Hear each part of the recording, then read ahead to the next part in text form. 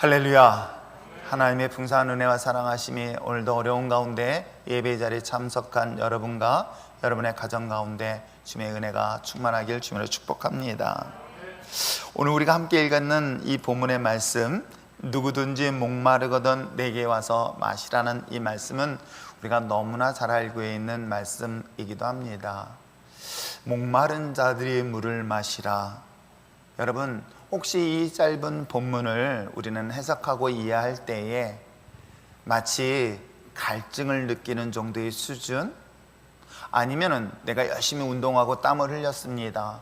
땀 흘리고 운동하고 난 다음에 마시는 시원한 냉수 정도로 여러분 혹시 이해하거나 해석하고 있는 것은 아닐까요?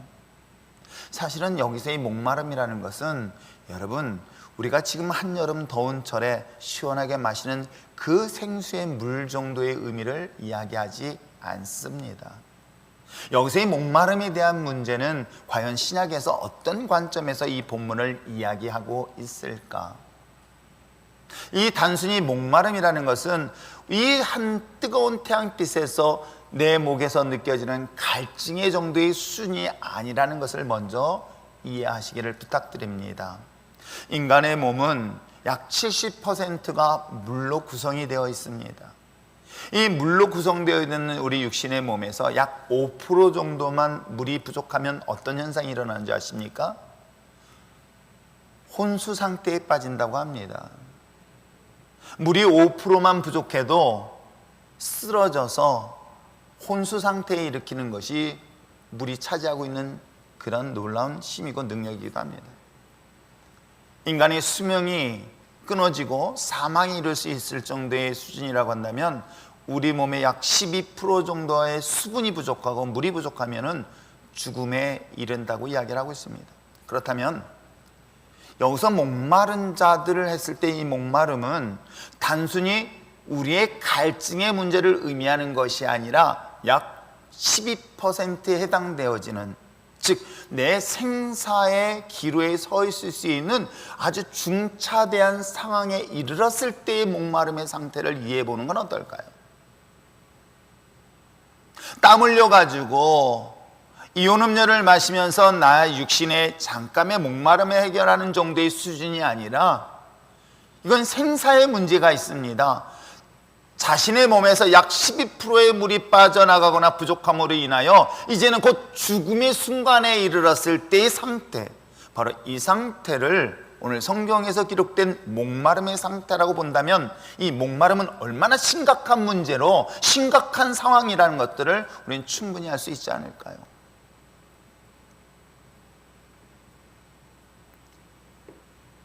그런데 놀라운 사실은 단 한 번만 마시면 더 이상 영원토록 생명의 위협을 당하는 그런 상황이 없이 그 목마름의 문제를 해결할 것이다 라고 한다면 여러분, 그 물을 찾지 않을 사람이 과연 몇이나 있겠습니까?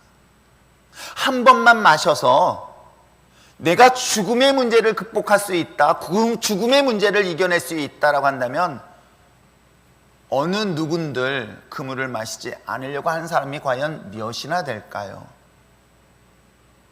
우리는 몸에 좋다라고 생각하는 것, 그래서 그 물을 마시기 위하여 우리가 얼마나 많은 물에 대한 연구를 하고 있는 사람들이 의외로 굉장히 많이 있습니다. 그런데 딱 한 번만 마시면 됩니다. 딱 한 번만 마셔도 영원히 죽지 아니하는 그러한 생수 대신 것을 우리가 마실 수 있다고 한다면 여러분, 그 물을 마시지 않으려는 사람이 과연 몇이나 될까요? 말씀드린 것처럼 오늘 예수님께서 말씀하시기는 누구든지 목마르다라는 이 목마름이라는 것은 단순히 갈증의 문제 아니라 인간의 생사와 관련된 문제. 여러분, 얼마나 그런 일들이 많이 있습니까? 오늘 우리가 성경 속에 기록되어 있던 당시 예수님이 유대인, 팔레스타인 유대인들에게 있어서 이 물의 문제는 우리는 수도만 틀면 쉽게 찾는 그런 물의 수준이 아니라는 것입니다. 이스라엘 사람들에게 있어서 고대 근동에 있는, 즉 팔레스타인 사람들에게 있어서 물이라는 것은 생명과 같기도 합니다. 그 물을 쉽게 구할 수 없기 때문에 그때 이스라엘 사람들에게 주요 작물이었던 포도주, 이 포도를 생산해서 포도의 즙을 짜서 빵과 더불어 먹었었던 것들로 본다면 물이라는 것은 생명 이상의 값진 것이라는 것을 부정할 수 없기도 합니다. 그렇다면 여기서 이 목마름은 오늘날 우리들에게 생사에 관련된 다양한 문제들이 얼마나 많이 있습니까? 때에 따라서는 자녀의 문제가 나의 삶의 생사의 문제, 희망의 문제까지도 절망으로 다가올 수 있는 자녀의 문제도 그 중에 하나일 것입니다.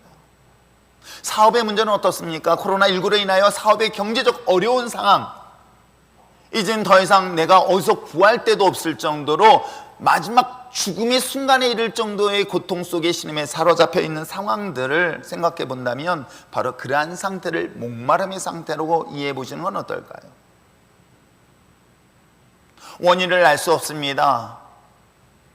현대의학은 치료도 불가능할 것이고 이유도 알 수 없습니다. 그런데 분명 죽어가고 있습니다. 아무리 좋은 시술을 하고 좋은 약을 먹어도 나는 점점 죽어가는 병에 걸려있는 그 상태, 바로 이것을 목마름의 상태로 생각해 본다면 이 목마름의 상태가 얼마나 심각한지 여러분 아시겠습니까? 그런데 인생의 우리의 삶의 수많은 해결할 수 없는 엄청난 삶의 문제를 단 한 번만으로 이 모든 문제가 해결될 수 있다고 한다면 어떤 바보 같은 사람이 이 선택을 안 할 사람이 몇이나 있을까요? 불로장생. 야, 이것만 오면 정말 불로장생 한다면 사람들이 얼마나 그 약을 가지고 그것을 먹겠다고 달려드는지는 이미 역사가 이 사실을 증명합니다. 얼마나 오랫동안 삶을 살 수 있을까, 얼마나 더 오랫동안 장수할 수 있을까라는 그 장수의 비결에 해결되어지는 그런 노하우, 내지는 음식 등등의 것들이 있다고 한다면 그것을 얼마나 얻으려고 노력하고 있습니까? 그런데 하물며 내 인생에 크고 작은 문제, 내가 도저히 해결할 수 없는 문제, 즉 생사에 관련된 문제조차도 단 한 번만으로 이 모든 문제가 해결될 수 있다. 근데 그건 한 번 이례적인 것이 아니라 영원토록 그렇다고 한다면 이것을 선택 안 할 사람이 과연 몇이나 있을까요?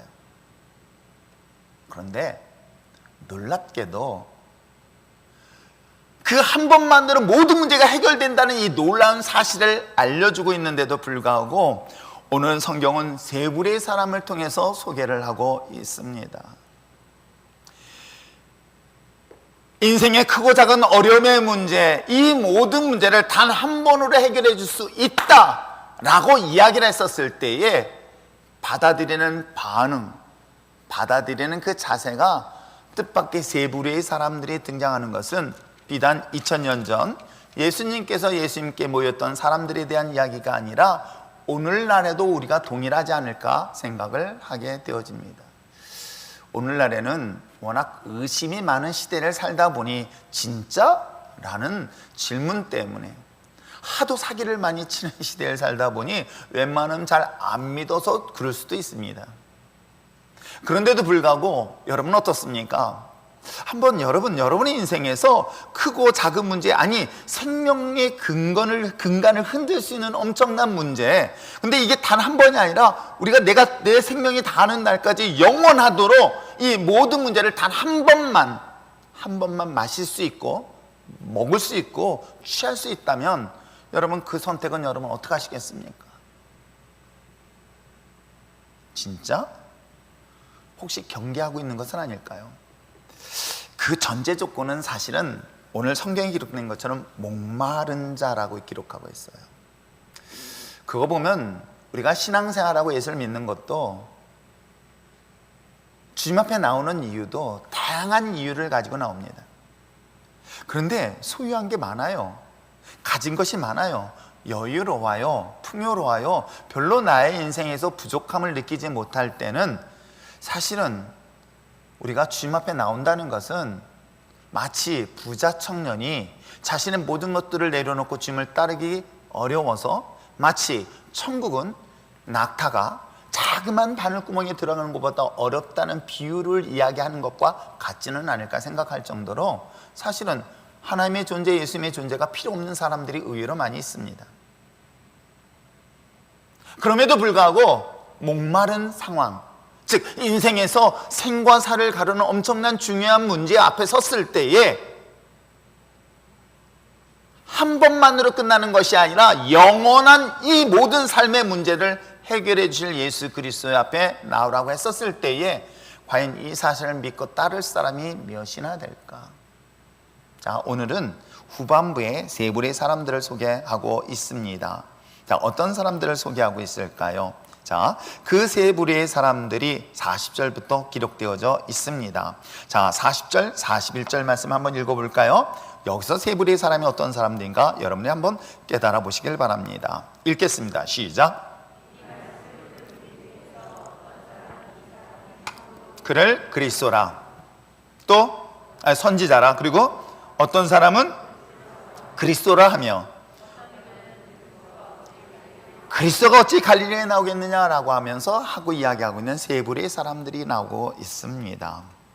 말씀드린 것처럼 목마른 자는 반드시 우리 인생의 크고 작은 어려움의 문제뿐만 아니라 생사의 기로에 서 있는 엄청난 중요한 삶의 문제를 가지고 있을 때의 전제 조건을 얘기하고 있어요. 그러한 세 부류의 사람들 앞에 주님이 나타나셨습니다. 그리고 내게 와서 영원히 목마르지 않은 생수를 마시라고 자신을 소개했습니다. 그랬더니 진짜? 에이, 거짓말 하면서 부정하는 것은 오늘날 우리들의 신앙생활도 동일하지 않을까? 그런데 첫 번째 오늘 성경 속에 기록되어 있는 사람들 한번 살펴볼까요? 그를 뭐라고 얘기하고 있습니까? 선지자, 예언자라고 이야기를 하고 있습니다. 2000년 전 예수님이 당시 사역하실 때 당시에 이스라엘 사람들이 가지고 있는 선지자 내지는 예언자는 어떤 개념의 생각을 가지고 그들이 그렇게 불렀을까요? 이스라엘에는 많은 위기가 있었고 어려움이 있을 때에 하나님의 말씀을 전하여 줬을 뿐만 아니라 이 위기를 극복시켜줬던 영적 지도자들이 분명 성경 속에 등장을 합니다. 엘리야가 그랬습니다. 심지어는 모세도 그 중에 한 사람입니다. 뿐만 아니라 사무엘도 그랬으며 또한 예레미야가 그랬으며 이사야가 그랬던 것입니다. 이스라엘의 엄청난 위기와 어려운 상황에 처했었을 때에 하나님의 메시지를 전하며 그 위기를 극복하고 그 길을 인도하였던 많은 스피리추얼 리더, 영적 지도자들을 그들은 뭐라고 불렀냐? 예언자요, 선지자라고 얘기합니다. 그런데 한 가지 중요한 사실은 뭐라고 얘기하고 있습니까? 선지자나 예언자는 지금까지 영원하지 않다는 거예요. 어떤 상황에 이르렀을 때, 어떤 특별한 상황에 있었을 때, 특별한 어려움에 있었을 때, 특별한 위기가 있었을 때에 잠시 동안 보내주신 한 특정한 사람들로 성경을 소개하고 있다고 한다면, 오늘 성경 속에 등장하고 있는 예수님에 대하여 바라보는 반응들은 어떤 관점으로 보냐?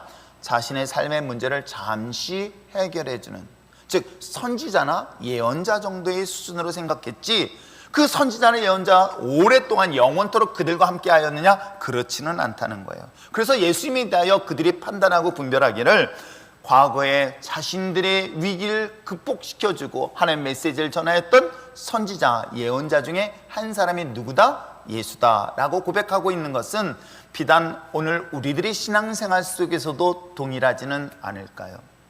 어떤 관점으로?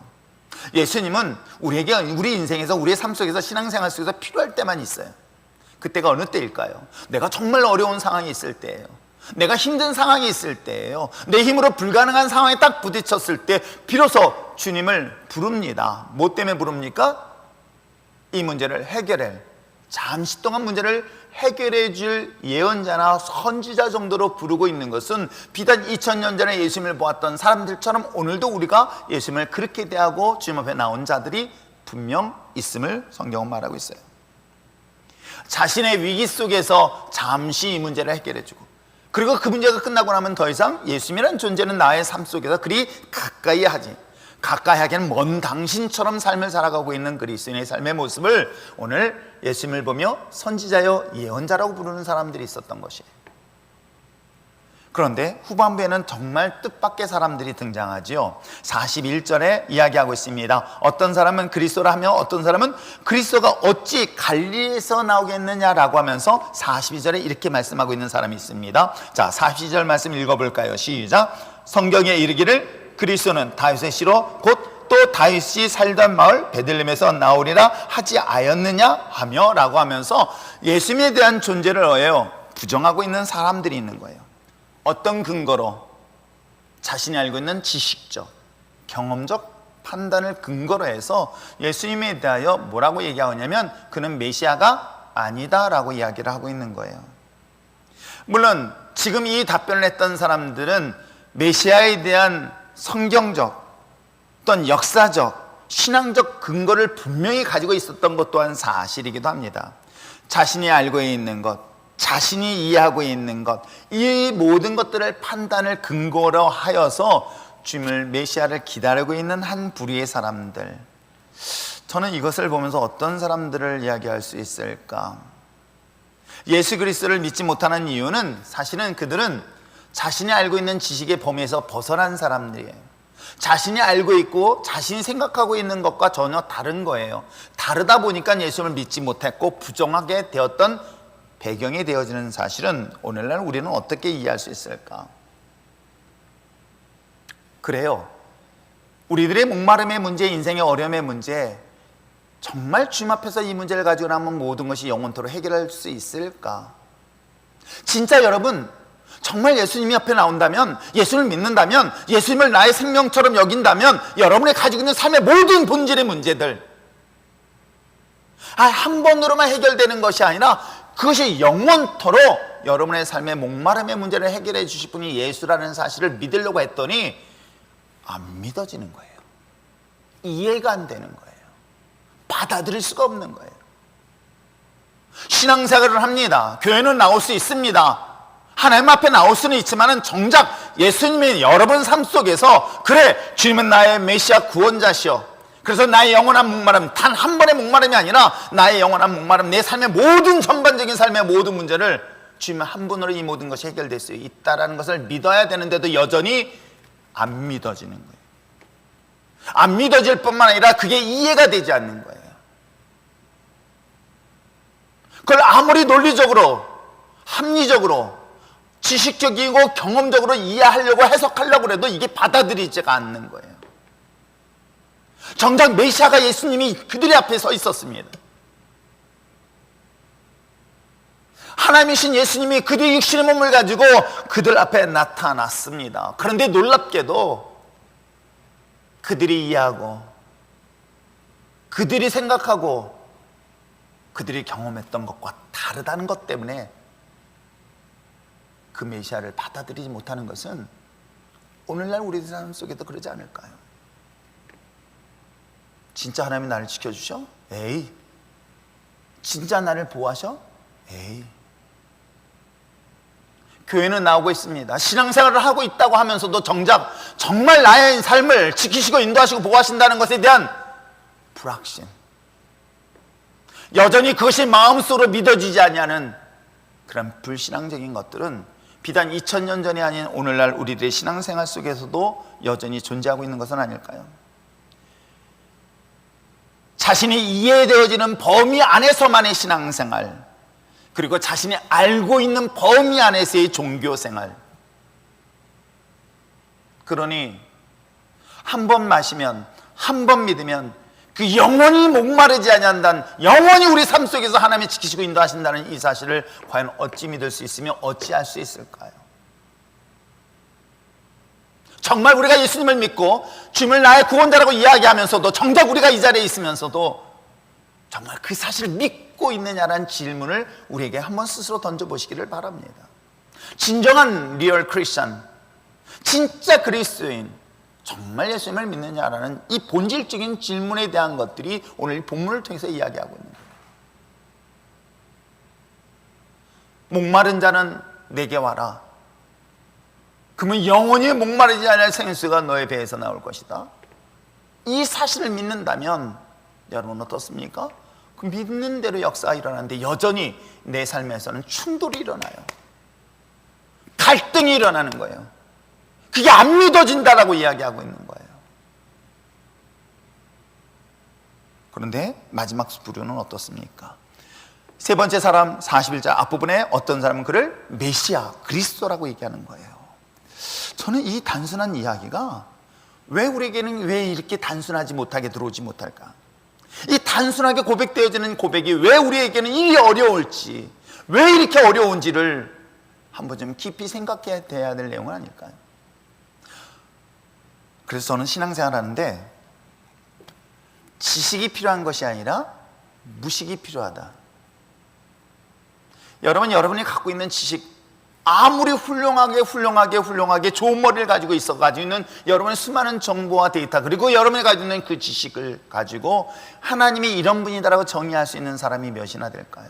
여러분, 인간의 언어로, 인간의 표현으로서, 인간이 가지고 있는 지식으로 하나님은 이렇다라고 정의하는 순간 그건 신이 아니라, 하나님이 아니라 인간이 만든 신에 불과한 거예요. 물론 인간의 언어로 어느 정도는 이해할 수 있을지 몰라요.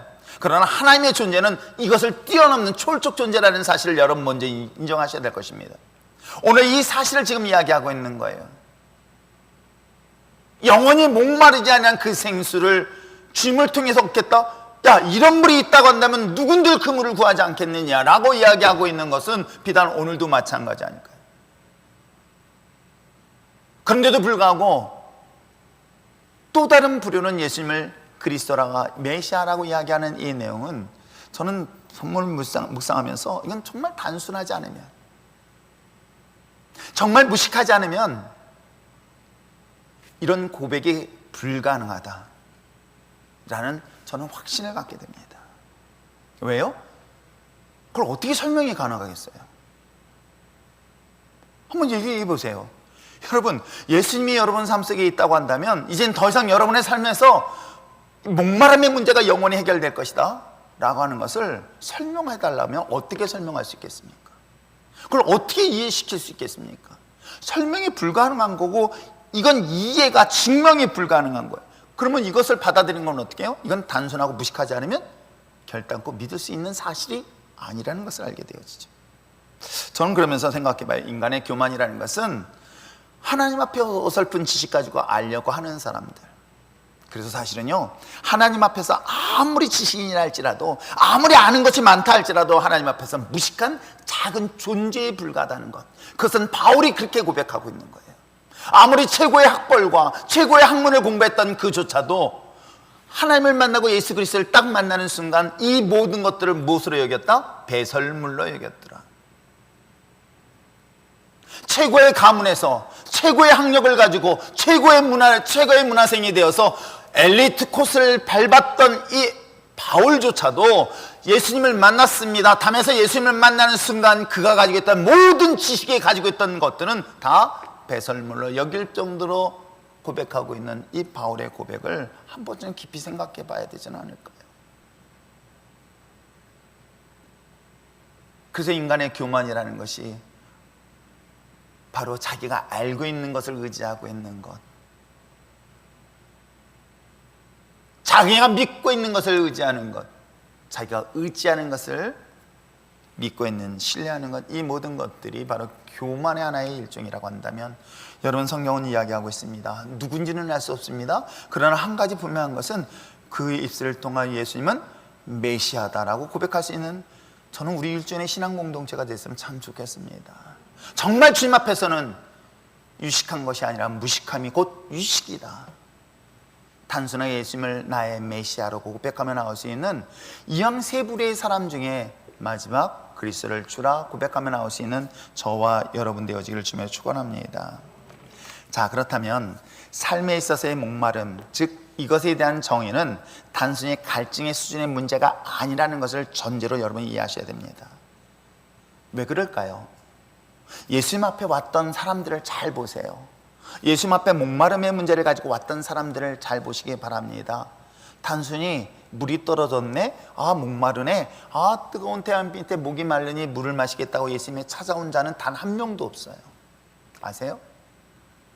여기서 예수님께서 말씀하셨던 목마른 자는 다 내게로 오라 했던 사람들 중에서 혹시라도 삼다수 물 한 잔 달라고 온 사람 못 봤습니다. 성경에 그런 사례가 있나요? 없습니다. 놀랍게도 예수님 앞에 목말랐다라고 하면서 온 사람들의 사례를 보니 한평생 혈루증으로 고통당하는 한 여인이 주님 앞에 나왔습니다. 단 한 번도 태어나면서부터 앞을 볼 수가 없었어요. 단 한 번도 볼 수 없었던 그가 주님이 지나간다는 소리를 듣고 다윗의 자손 예수여 라고 부르짖으며 주님 앞에 부르짖었던 한 소경의 이야기가 그 삶의 그 자체가 바로 삶의 목마름이었던 거예요. 안진뱅이가 그랬습니다. 왕의 신하의 신분을 가지고 있으면서도 불구하고 자기의 외동아들이 죽어가고 있는 현장 앞에서 할 수 있는 건 아무것도 없었을 때에 예수라는 소문을 듣고 쫓아왔습니다. 그 왕의 신하의 목마름의 문제는 죽어가는 아들의 문제였던 것. 성경 속에 등장하고 있는 그 목마름으로 주님 앞에 찾아왔다는 사람들의 사례는 돈 몇 푼에 목마름을 해결할 수 있는 그 물을 얻기 위하여 나온 존재들이 아니라 생사에 관련된 문제를 가지고 주님 앞에 나왔던 목마른 사람들의 이야기를 여러분 아십니까? 그들이 자신의 목마름의 문제를 가지고 주님 앞에 나왔습니다. 그리고 그 주님을 통해서 하나님의 놀라운 치유와 회복의 역사를 고백한 것이 신약 성경의 예수님에 대한 이야기이기도 합니다. 그렇다면 오늘 우리들의 신앙생활 속에서 코로나19라는 문제를 과연 어떤 방법으로 해결할 것인가라는 그런 해결 방법도 여기서 찾아볼 수 있지는 않을까요? 코로나로 인하여 정말 힘들고 어려워 내가 아무리 발버둥 쳐도 해결할 수 없는 이 상황에 처했었을 때 주님은 오늘 동일하게 우리에게 말씀하십니다. 누구든지 코로나19로 인하여 여러분의 환경과 상황 속에 목마른 환경과 상황으로 고통당하는 자들이 있다고 한다면 뭐라고 얘기하고 있습니까? 다 내게로 와라. 다 내게로 오라. 오늘 이 말씀 앞에 여러분의 생명이 살아나는 놀라운 역사가 있게 될 줄 믿습니다. 이 사실에 믿어지고 이 사실에 순종할 때에 이건 단순하지 아니한다면 그리고 무식하지 아니한다면 이 결단하기가 결코 쉽지가 않을 것입니다. 그런데 주님께서 뭐라고 얘기하십니까? 내게 와라 그리고 내게 와서 마시라고 오늘 38절에 말씀하고 있어요. 나를 믿는 자는 성경 이름같이 그 배의 생수의 강이 나올 것이니 누구든지 목마른 자들이 왔다면 너희들은 내게 와서 마시라.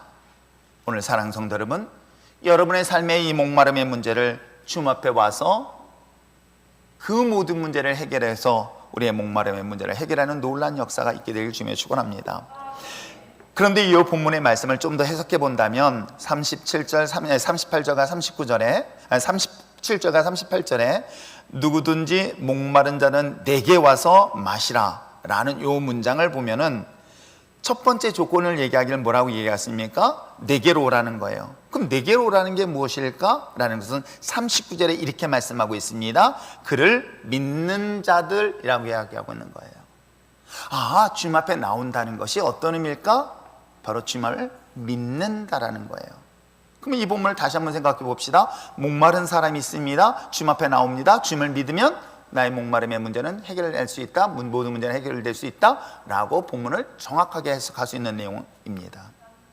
주님 앞에 나왔을 때 이 자체가 믿음에 대한 표현을 쓰고 있는 거예요. 즉 주님을 믿습니까? 믿으면 어떻게 해요? 주님 앞에 나온다. 그래서 성경 속에 소개하고 있는 인물, 특히 요한복음에는 니고데모를 얘기하고 있는 거예요. 한밤중에 자신의 신분상 벌건 대낮에 사람들 앞에 공개적으로 나갈 수 없음에도 불구하고 컴컴하게 사람들이 알아볼 수 없는 컴컴한 밤에 용기를 냅니다. 그리고 용기를 내어서 누구에게 찾아갔습니까? 바로 한 젊은 청년인 예수님 앞에 나왔습니다.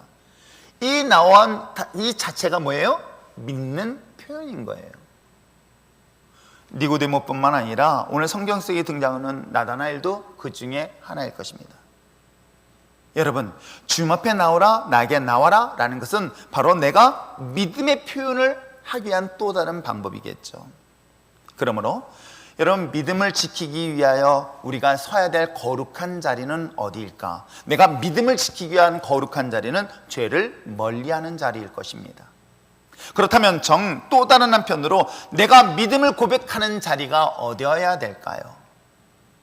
자신의 주님을 대한 믿음이 있습니다. 그렇습니다. 내가 주님 앞에 나오면 나의 영원한 목마름이 단 한 번으로 끝나는 것이 아니라 영원토록 하나님께서 나의 목마름을 해결할 것이다 라는 것을 믿는다고 한다면 그 믿음에 대하여 주님 앞에 나오는 표현들이 있어야 되는 것이죠. 그걸 고백이라고 이야기합니다. 신앙의 고백. 매년 8월 15일 우리는 율정교의 전통적인 침례식을 행합니다. 오늘은 5명이 독수리 오형제처럼 오남매네처럼 침례식을 행했습니다. 제가 여러 침례를 해봤지만 주일날은 처음 맞이했습니다. 주일날 침례식 하기는 처음이에요. 그것도 동해안에 가서. 파도가 얼마나 센지 이 눈치 없는 안수집사 장로들 장소를 잡기를, 모래는 없어서 좋은데 바위바위 사이사이를 지나서 그곳에 절을 하는데, 저는 그렇다고 해서 제가 또 이순신의, 존경하는 이순신의 후예이니 두려움을 표시할 수가 없지 않습니까?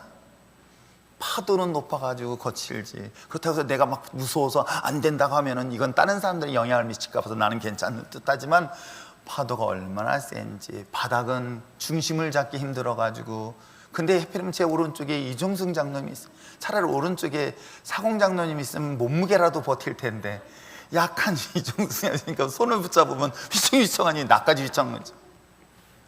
거기에 5명이 침례식을 하는데 이거 시험 들지는 않을까 하는 걱정과 염려가 사실은 됐어요. 파도는 높아지지. 그래도 파도가 가장 적게 친다는 것을 찾아서 간 곳이었는데도 얼마나 위험해 보였는지. 그런데 여러분 어떻습니까? 믿음이라는 것은, 신앙이라는 것은 고백되어야 되는 것이죠. 마음으로 믿고 입으로 시인하듯. 내가 정말 주님을 믿는다고 한다면 믿음의 표현이 있으니 뭐예요? 주님 앞에 나오는 것이라고 오늘 이 본문을 통해서 소개를 하고 있는 것입니다. 어제는 저랑 같이 목사 동기인 목사님의 교회 인직 예배가 있었습니다. 안수 집사하고 권사 직분을 세울 때, 저를 축사를 세웠을 때 제가 3가지를 얘기했습니다. 부르심에 대해서, 그리고 직분을 세우심에 대해서, 그리고 보내심에 대해서 3가지 축사를 했습니다. 하나님이 나를 부르셨습니다. 그리고 나를 세워주셨습니다. 그리고 그 세우심을 받아서 이젠 세상에 보내심을 받아 축복의 통로가 되어질 것에 대한 축사를 하면서, 이 모든 것들의 직분을 감당하기 위하여 직분을 세웠다는 것은 자신의 신앙 고백과 동시에 자신의 삶에서 드러나야 된다라고 이야기를 했습니다. 여러분, 정말 주님을 믿습니까? 정말 살아계신 여호와 하나님을 믿고, 여러분 내 머리카락부터 시작해서 내 모든 삶을 주관하시는 그 예수 그리스도를 믿습니까? 믿는다면 오늘 주님 말씀하시고 있는 거예요. 다 내게 와라. 그 주님이 부르시는 그 자리에 설 수 있는 여러분 됐으면 전 좋겠습니다. 정말 예수님을 믿는다고 한다면 여러분, 여러분의 삶을 통해서 어떻게 표현하시겠습니까? 그것이 바로 오늘 5명의 침례자, 침례를 통해서 자신의 신앙의 고백이 되어지길 저는 소망하고, 또한 오늘날 이 위기 속에서도 그럼에도 불구하고 예배의 자리에 나오는 이 예배의 그 자리가 자신의 신앙의 고백의 자리가 되어지기를 주님으로 축복합니다. 또한 뿐만 아니라 오늘 성경 본문 38절에서 목마르거든 내게 와서 마시라고 얘기를 했습니다. 뭘 마셔? 물을 마시는가? 별맛 없습니다. 이 부분에 대한 해석이 39절에 기록되어져 있어요. 자, 39절 말씀드린 것처럼 내게 오라는 것은 믿는 것이고, 그리고 뭐예요? 와서 마시라고 하는 것은 결국 그 안에 뭐예요? 성령을 말하고 있는 거예요.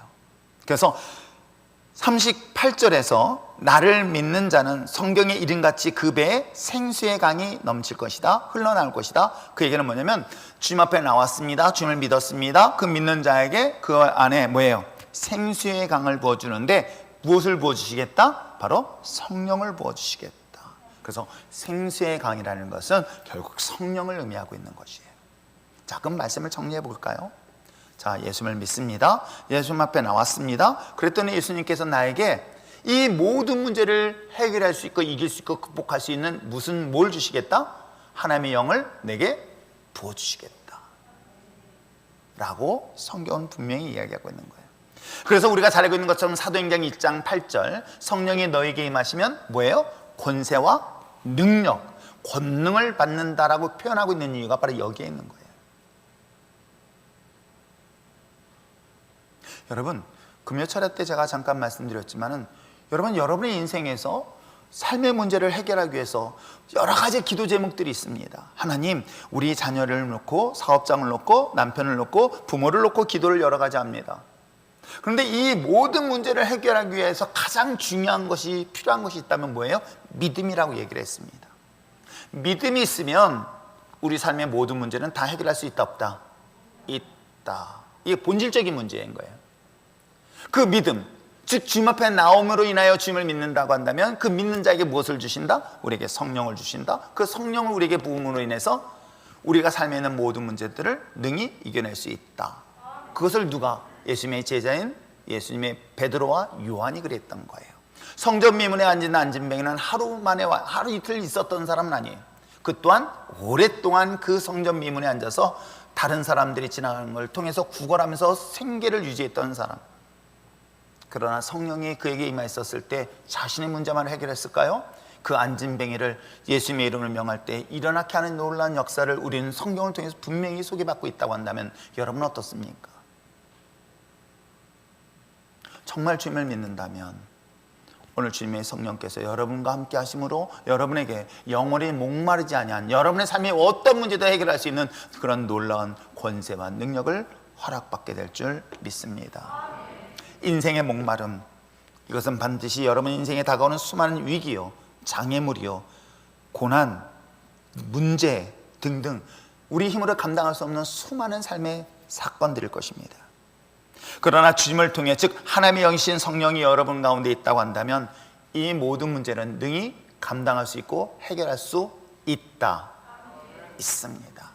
이런 권세를 가지고 내가 예수님의 이름 명하노니, 예수 그리스도의 이름을 명하노니, 때에 따른 물질을, 때에 따른 환경과 상황을 선포할 때 선포하는 대로 놀라운 역사가 반드시 있게 될 줄 믿습니다.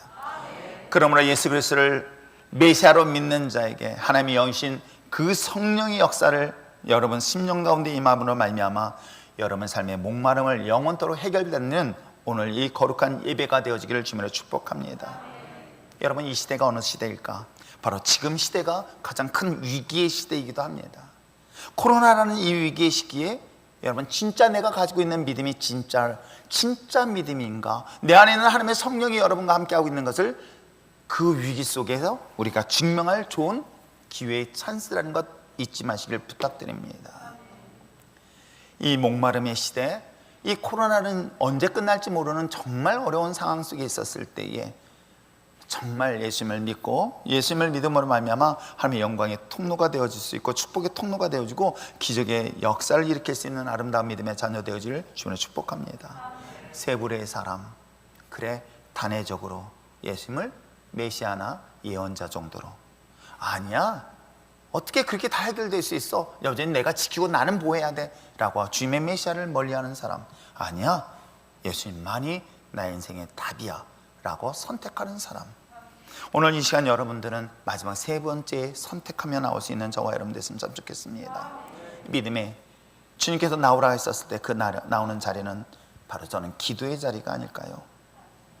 그것이 말씀의 자리이고 하나님의 예배의 자리고 맡은 직분의 자리가 저는 하나님 앞에 나오는 신앙의 고백의 자리일 줄 믿습니다.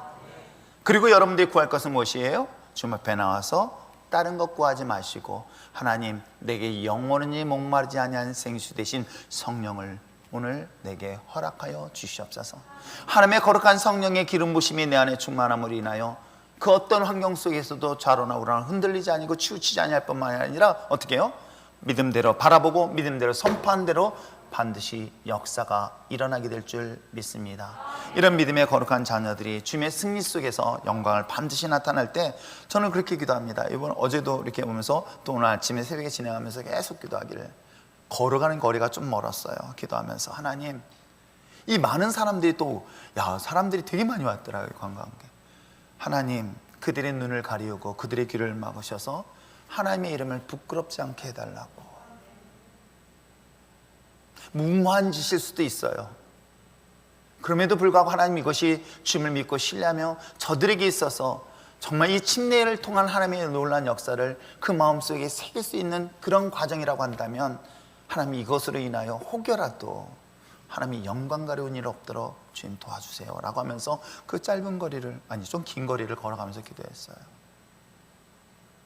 하나님, 안전하게, 그러면서도 은혜 가운데 모든 이 과정들을 은혜 가운데 잘 지켜달라고 정말 감사하게 모두 다 잘 마치고 돌아왔습니다. 사랑하는 성도 여러분, 정말 주님을 믿습니까?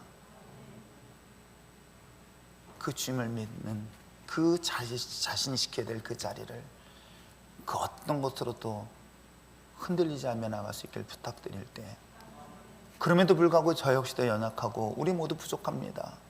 그래서 하나님, 내게 하나님의 영으로 채워주시옵소서. 하나님의 거룩한 성령으로 나에게 충만케 하여 주셔서 이 모든 목마름으로부터 완전히 자유케 하는 역사가 있게 하여 주시옵소서 라고 고백하고 기도하며 주님의 자리를 지키며 나갈 수 있는 아름다운 믿음의 자녀 되어지를 주는 소망합니다.